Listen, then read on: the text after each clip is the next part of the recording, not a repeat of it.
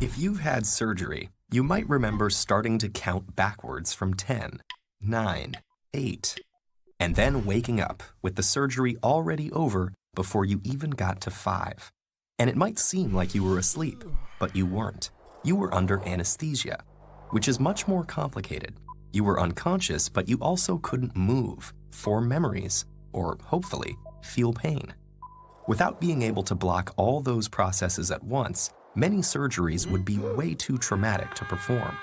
Ancient medical texts from Egypt, Asia, and the Middle East all describe early anesthetics containing things like opium poppy, mandrake fruit, and alcohol.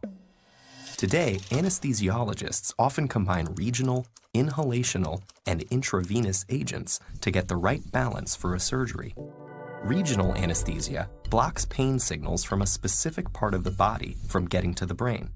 Pain and other messages travel through the nervous system as electrical impulses. Regional anesthetics work by setting up an electrical barricade. They bind to the proteins in neurons' cell membranes that let charged particles in and out and lock out positively charged particles. One compound that does this is cocaine, whose pain-killing effects were discovered by accident when an ophthalmology intern got some on his tongue. It's still occasionally used as an anesthetic, but many of the more common regional anesthetics have a similar chemical structure and work the same way. But for major surgeries where you need to be unconscious, you'll want something that acts on the entire nervous system, including the brain.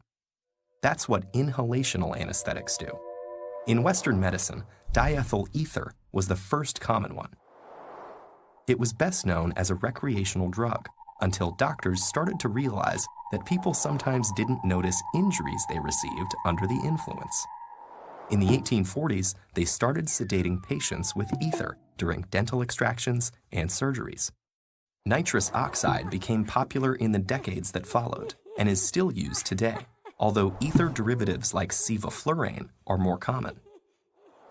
Inhalational anesthesia is usually supplemented with intravenous anesthesia, which was developed in the 1870s. Common intravenous agents include sedatives like propofol, which induce unconsciousness, and opioids like fentanyl, which reduce pain. These general anesthetics also seem to work by affecting electrical signals in the nervous system. Normally, the brain's electrical signals are a chaotic chorus as different parts of the brain communicate with each other. That connectivity keeps you awake and aware. But as someone becomes anesthetized, those signals become calmer and more organized, suggesting that different parts of the brain aren't talking to each other anymore. There's a lot we still don't know about exactly how this happens. Several common anesthetics bind to the GABA-A receptor in the brain's neurons.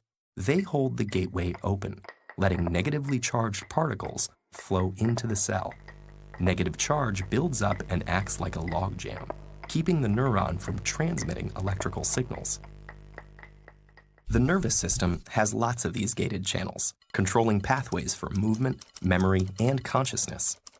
Most anesthetics probably act on more than one, and they don't act on just the nervous system.